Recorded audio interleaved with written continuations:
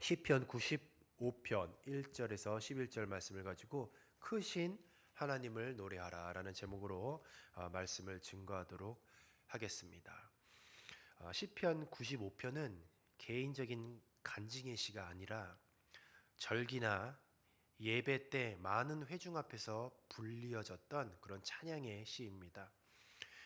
특별히 오늘 이 시편 95편을 보면 제목이 따로 없지만 그리스어로 번역된 70인역이라는 성경이 있는데 권위가 있는 70인역에서는 제목에 다윗의 찬양시라는 그런 제목이 붙여졌습니다. 오늘 이 본문 시편 95편은 크게 두 부분으로 내용상 나눌 수가 있어요. 1절부터 7절 중반까지를 전반부로 그렇게 볼 수가 있습니다.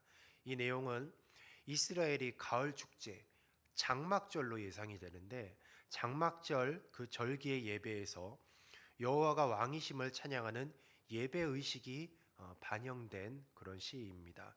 그리고 7절 후반부터 11절 끝절까지는 예언자들이나 제사장들을 통해 전달되는 그 예언자적인 신탁의 권고 양식입니다. 신탁이라고 하면 조금 이따 자세히 설명하겠지만 하나님께서 하나님의 뜻을 전달하기 위해서 어떤 특정한 한 인간을 통하여서 하나님의 뜻을 이제 전달하는 그런 독특한 방식입니다. 하나님의 왕권과 완악해진 그런 하나님의 백성의 마음을 다독이고 다시 한번 믿음의 길로 신실한 순례의 길로 가도록 촉구하는 내용이 본문 시편 95편입니다. 본시의 첫 마디는 오라 여호와께 노래하며로 그렇게 시작을 하고 있어요.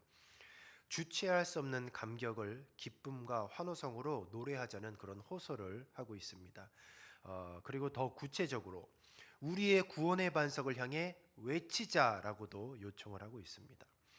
구원의 반석은 바로 하나님을 어떤 분으로 묘사하였냐 하면 신적 용사, 어떤 용사의 모습으로 묘사를 할 때 사용을 하였어요.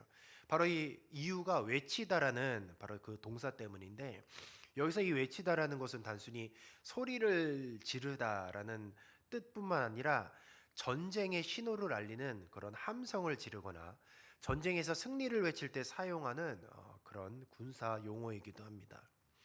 온갖 위험과 위협들에서 구원하시는 그러니까 여호와 하나님을 전사로 묘사를 하면서 그 전사와 같은 용감무쌍한 여호와 하나님께서 우리를 지켜주시고 보호해 주신 그분을 향하여서 기쁨의 함성을 외치자는 그런 뜻이 담겨져 있습니다. 그래서 이게 예배시라고 했죠. 그리고 회중 전체들이 모여서 하는 그런 예배시인데 한번 이 시편 95편을 묵상을 하면서 그 예배 분위기가 어떠하였는지를 우리가 한번 생각해 볼 수가 있어요. 오라 그리고 외치자 노래하자 뭐 이런 단어들을 통해서 그 예배 현장이 어떠했겠습니까? 뜨거웠겠죠. 굉장히 뜨거웠고 열정적인 그런 예배의 모습을 통해서 여호와 하나님을 찬양하는 그런 예배의 분위기였다라는 것이죠. 우리가 이런 것들을 볼 때에 우리가 어떤 뭐 거룩 아니면 경건 이란 단어를 통해서 우리의 예배의 모습과 이렇게 접목을 해서 잘못 이제 그런 단어를 쓰이는 경우가 있어요. 왜냐하면 거룩과 경건은 어떤 뭐 조용해야 되고 무엇인가 뭐 침묵해야 되는 뭐 그런 것들을 우리가 생각하는데 그렇지 않다라는 거죠. 가만히 보면 하나님이 기뻐하시는 그 예배의 지향점이 무엇인지를 잘 생각해 보십시오. 오늘 이 말씀에 보면 예배를 드리는데 외치고 노래하고 그리고 오라 막 호소하고 있어요. 굉장히 축제와 같은 그런 분위기를 가지고 있다라는 것이죠. 그렇다면 어째서 이렇게 외치고 또 노래하고 또 사람들로 하여금 오라라고 초청을 하나 그 근거가 무엇인가? 2절에 보면 우리가 감사함으로 그 앞에 나아가며로 이렇게 또 시작을 하고 있어요. 그 앞에 나아간다. 직역하면 그의 얼굴 앞에서 만나자라는 그런 뜻을 가지고 있습니다.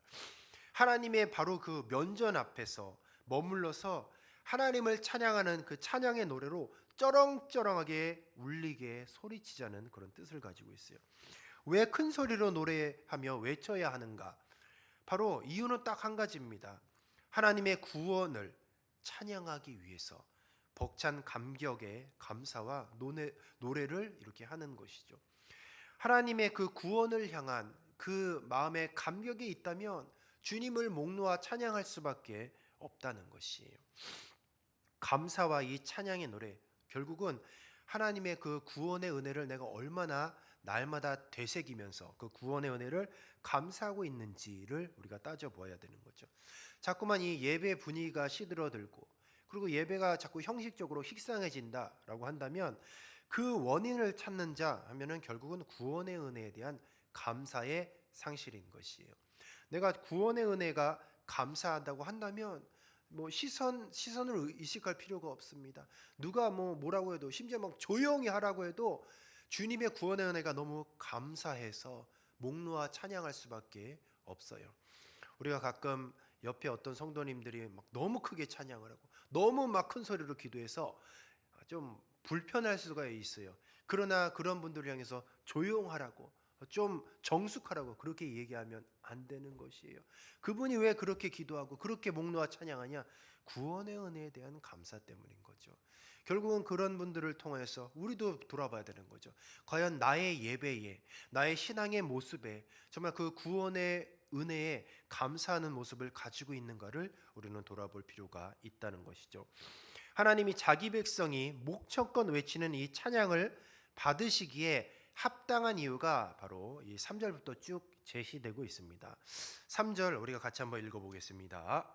시작. 여호와는 크신 하나님이시요 모든 신들보다 크신 왕이시기 때문입니다. 아멘. 여호와는 크신 하나님이시기 때문에, 또 모든 신들 위에 위대한 왕이시기 때문에 우리가 찬양해야 되는 것이요. 또 4절을 같이 읽어보겠습니다. 시작. 땅의 깊은 곳이 그의 손에 있습니다. 산들의 높은 곳도 그의 것이로다. 아멘. 사람의 눈에 발견되지 않는 깊은 곳과 사람의 발길이 닿지 않는 가장 높은 곳까지도 모두 하나님의 통제 아래에 있다는 뜻이에요. 온 세상이 하나님의 손 안에 있기 때문에 우리는 마땅히 하나님을 찬양해야 하는 것이에요. 5절도 보겠습니다. 5절 같이 한번 읽어보겠습니다. 시작. 바다도 그의 것이라 그가 만드셨고 육지도 그의 손이 지으셨다다. 아멘. 고대인들에게 가장 두려워하는 것이 바다였습니다. 또 육지는 그들의 삶의 터전이었어요. 하나님이 이를 조성하신 것을 밝히면서 바로 하나님이 이 세상을 창조하시고 주장하시는 바로 하나님의 왕권과 소유권을 지금 선포하고 있는 것이요. 바로 이 세 가지 근거를 통해서 하나님은 찬양받으시기에 마땅한 분이다라고 그렇게 제시하고 있는 것입니다. 그리고 6절에 보니 허리를 굽혀 경배한다라고 그렇게 이야기하고 있어요. 예배하는 자세입니다. 그리고 우리를 지으신 여호와 앞에 무릎을 꿇자. 허리를 굽히고 무릎을 꿇자. 자, 왜 허리를 굽히고 무릎을 꿇어야 하는가? 자, 7절 전반부에는 여지껏 7절 전반부까지는 우리가 하나님께 찬양하며 무릎을 꿇고 하나님께 복종해야 될 이유에 대해서 이제 설명을 하고 있습니다. 특별히 오늘 이 시편 95편은 내용상 두 부분으로 나누어져 있는데, 바로 이 7절로 딱 끝나는 것이 아니라 7절 후반부에 보시면 너희가 오늘 그의 음성을 듣거든, 바로 그때부터 이제 후반부의 내용이 시작이 되는 거예요. 내용상 이제 절로 끝나는 것이 아니라 7절 후반부에 너희가 오늘 그의 음성을 듣거든으로부터 이제 후반부의 내용이 시작되는 거죠. 7절에 쭉 보면 여호와 그는 우리의 하나님이시기 때문에, 그러니까 우리가 무릎을 하나님께 꿇어서 복종해야 되는 이유가 여호와 그는 우리의 하나님이시기 때문에, 또 우리는 그의 목초지에 있는 백성이며 그의 손에 있는 양이기 때문에 우리가 주님 앞에 무릎을 꿇고 경배해야 되는 이유를 또한 제시하고 있습니다. 하나님은 목자라 직접적으로 표현하지 않지만 오늘 이 제목의 표제가 물론 우리가 보는 이 성경에는 표제가 나와 있지 않지만 70인역 본에는 분명하게 다윗의 시라고 그렇게 기록되어 있어요. 그러니까 하나님을 목자라고 직접적으로 표현하지 않지만 우리를 하나님의 돌보심을 받는 그런 양으로, 또 목초지의 백성으로 묘사하고 있어요. 이런 것들을 보아 주님께서는 우리의 목자장이라는 것이죠. 우리의 창조자이신 모든 신들 위에 군림하는 왕으로 전반부는 묘사를 했습니다. 어떤 용사로서 우리를 지켜주는 분으로 묘사를 했지만 바로 이 후반부에는 하나님의 이미지를 조금 다르게 묘사하고 있어요. 목자의 이미지를 통해서 지금 여호와 하나님을 찬양하는 거죠. 목자의 이미지를 통해서 그러니까 갈등과 분쟁이 없고 평화롭고, 그리고 목자가 양을 이제 케어하는데 어떻게 양을 돌보냐? 자유롭게 방목을 해요. 그래서 위급할 때마다 이제 지팡이와 막대기로 이제 방향을 좀 틀어서 옳은 길로 갈 수 있게 하고, 이제 평상시에는 자유롭게 풀을 뜯어 먹을 수 있도록 그렇게 방목을 한다라는 것이죠. 그래서 이런 하나님을 지금 찬양하는 것이에요. 주님께서 저와 여러분에게도 마음껏 하나님을 찬양할 수 있는 인생을 허락하여 주셨습니다. 이것이 어떻게 보면 목자가 이제 양떼를 방목하면서 자유롭게 풀을 뜯어먹게 하는 것과 마찬가지예요. 그런데 우리는 때로는 그 자유를 방종으로 착각하여서 죄 짓는 길로, 그리고 가지 말아야 될 길로 우리가 의도적으로 갈 때가 많이 있다라는 것이죠. 그래서 주님께서 주신 자유를 방종으로 여겨서 그것을 자신에게 오히려 해가 되게끔 한다라는 것이죠. 그리고 7절 이제 후반절, 너희가 오늘 그의 음성을 듣거든으로 시작하는 그런 이 7절 후반절부터 12절까지는 바로 예언자의 신탁의 내용입니다. 여기서 이제 신탁이라는 그런 내용을 우리가 살펴볼 필요가 있어요. 신탁이라는 그 단어가 무엇이냐? 다른 것이 아니라 신이 사람을 통해서 그의 뜻을 나타내는 것이 신탁이에요. 우리가 잘 아는 그런 모세오경을 보면 여호와께서 모세에게 말씀하여 이르시되, 여호와께서 모세와 아론에게 말씀하여 이르시되, 거의 대부분 하나님께서 직접적으로 말씀하시기도 하지만 어떤 특정한 개인을 통해서는, 그러나 대부분 하나님의 백성에는 주로 어떤 하나님이 세우신 그런 영적인 지주들을 통해서, 그를 통해서 이제 하나님의 뜻을 선포한다는 것이죠. 그것이 신탁인 거예요. 결국 이 오늘 이 본문 말씀도 무엇이냐? 어떤 예언자나 제사장의 입을 통해서 회중에게 지금 신탁을 하는 내용인 것이죠. 그러니까 이 7절부터 시작되는 11절까지 후반부는 신탁의 내용인 거죠. 하나님의 메시지를 지금 누군가가 지금 대언을 한다라는 것이죠. 신탁의 이 도입부, 바로 7절 후반부, 너희가 오늘 그의 음성을 듣거든으로 이제는 그 신탁이 시작을 합니다. 그런데 바로 오늘이 오늘, 너희가 오늘 그의 음성을 듣거든. 그러니까 하나님의 음성을 들을 때에는 현재의 시간이 중요한 거예요. 그러니까 우리가 순종을 언제 하느냐? 주님의 말씀을 듣는 바로 그 즉시 순종해야 할 줄로 믿습니다. 우리가 이렇게 어떻게 앉아 있는데 순종을 합니까? 바로 우리가 앉아서 예배하고 말씀을 들을 때는 순종을 다짐하는 거예요. 그리고 내가 그렇게 살겠노라 말씀을 통하여서 결단하는 것이죠. 그래서 바로 이 시간을 통하여서 항상 하나님의 선포되어지는 그런 말씀을 통하여서 이 현재의 시간에 순종의 중요성을 깨닫고 결단하며 또 나아가서 순종의 삶을 사는 것이죠. 언제 바뀌어야 되냐? 바로 지금 바뀌어야 되는 거죠. 우리가 언제 은혜를 받아야 되냐? 바로 지금 은혜를 받아야 할 줄로 믿습니다. 우리가 그래서 듣는 순간 깨달아야 되고, 듣는 바로 지금 그 순간부터 우리의 마음에는 이미 순종하겠노라라는 그런 결단과 다짐이 있어야 되는 것이죠. 이 시편의 정황이 예배 상황이라고 우리가 본다면, 오늘 이 후반부의 이 말씀은 제사장이나 예언자가 지금 속해 있는 회중에게 지금 선포하는 그런 말씀입니다. 그러니까 이 8절부터 신탁의 말씀이 시작되는 거예요. 쭉 보시면 하나님은 이 내용을 보면 하나님이 지난날 이스라엘이 출애굽 이후에 이 광야 여정 중에 있었던 사건들을 언급하십니다. 8절에 보면 두 가지 사건의 장소가 기록되어 있어요. 첫 번째 뭐냐? 너희는 무리바에서처럼, 무리바가 나오고, 그리고 광야의 마사에 있을 때처럼 너희 마음을 완악하게 하지 말라. 자, 무리바와 광야의 마사라는 두 가지 출애굽 광야 여정 당시에 언급되어졌던 그런 장소가 나옵니다. 무리바는 다툼을 뜻하고 마사는 유혹하는 것에 파생된 시험을 뜻하고 있어요. 바로 이 두 장소는 당시 이스라엘 자손이 정말 여호와 하나님께서 우리 가운데 계신가를 물으면서 의심했던 장소입니다. 그러니까 불순종의 장소가 바로 무리바요 마사였던 것이에요. 이 온 회중들을 지금 모아놓고 굳이 이 과거의 얘기를, 안 좋았던 얘기, 실패했던 얘기를 꺼내며 또 그 실패했던 장소를 분명하게 언급합니다. 무리바에서처럼 또 광야의 마사에 있을 때처럼 너희 마음을 완악하게 하지 말라. 수많은 체험이 있었죠, 이스라엘 백성들에게. 그런데 여호와 하나님의 현존을 의심했어요. 바로 그것이 완악한 마음이라는 것이죠. 완악한 마음은 단단한 쇠처럼 그 마음이 굳어진 상태를 표현하고 있어요.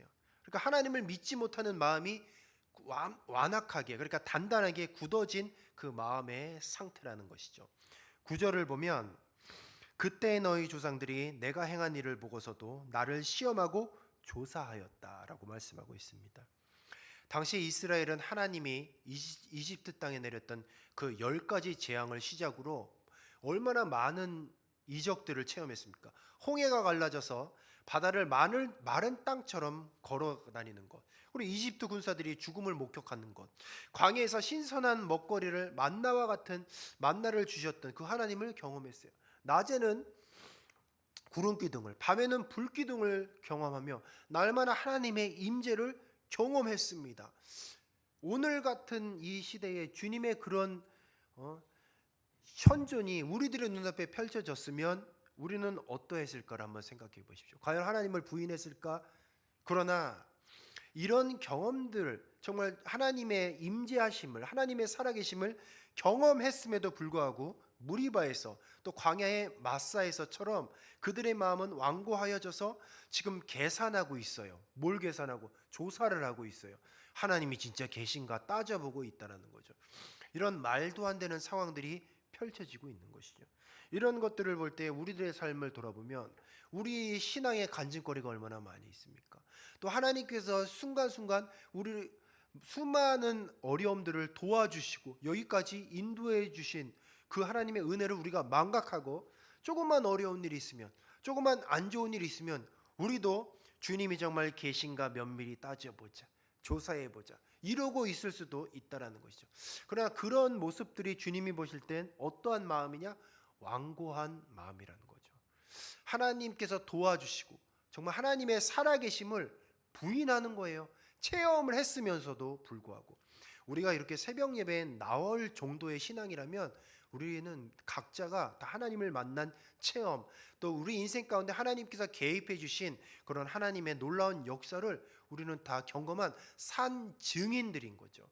그렇다면 우리는 어떠해야 되냐? 절대로 마음에 완악해져서는 안 돼요. 절대로 하나님의 살아계심을 부인하거나 그것을 조목조목 따져서 정말 하나님이 살아계신가 이런 불신앙의 표현도 하면 안 된다라는 거죠.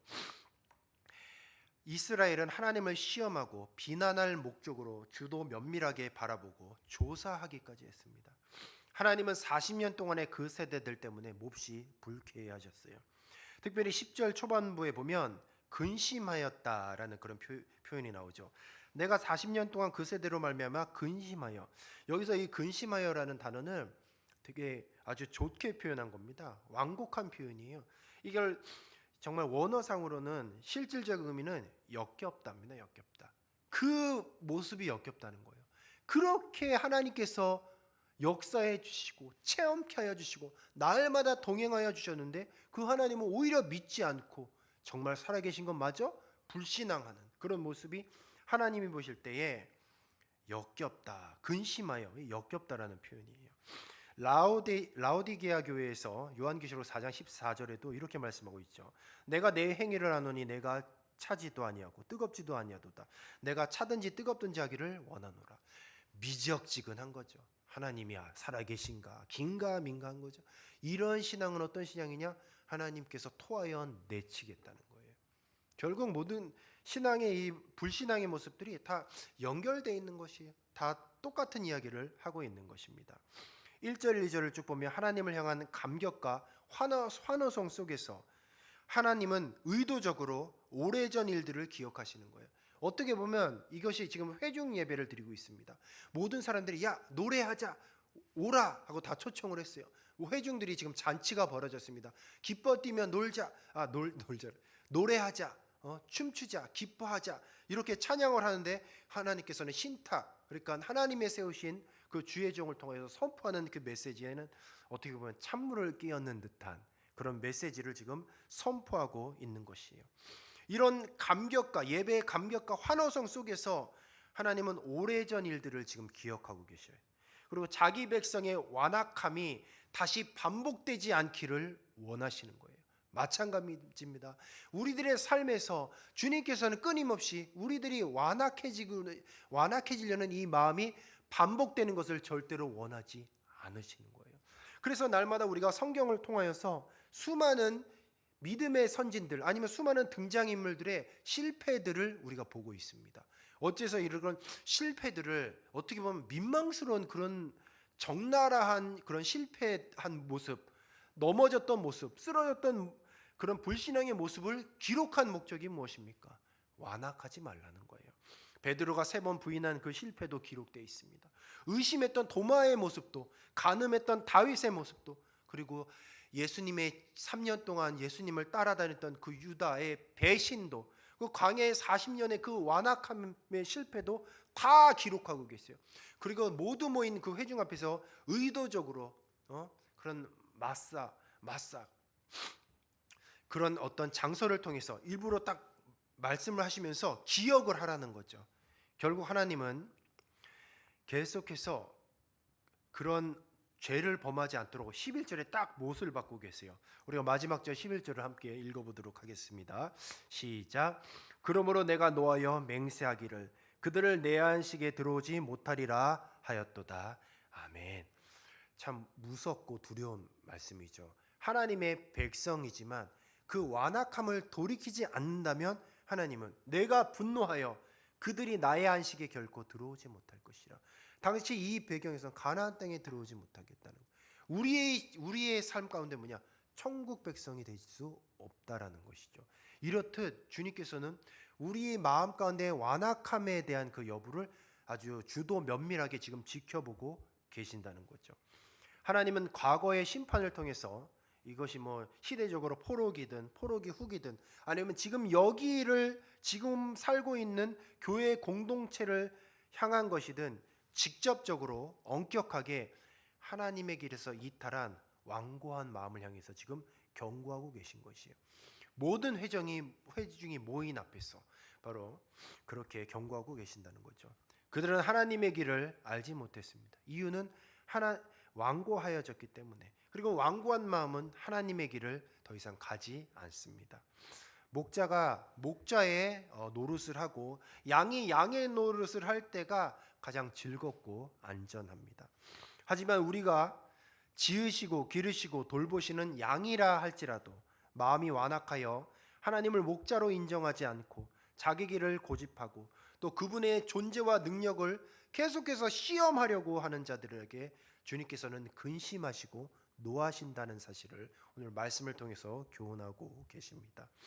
끝까지 돌이키지 않으면 가고 싶은 길로 가게 내버려 두세요. 그리고 약속하신 안식의 땅에 이르지 못하게 하실 것이라고 주님께서는 선포하고 계신 것이에요. 우리 사랑하는 성도 여러분, 하나님은 우리의 선한 것들도 기억하시지만 우리의 불순종도 틀림없이 기억하고 계신다는 사실을 우리는 명심해야 하겠습니다. 우리는 그분의 양으로서 그분의 음성을 듣고 진리의 길로 가는 순종의 모습을 보여야 하는 것이죠. 지금 이제 연말이죠.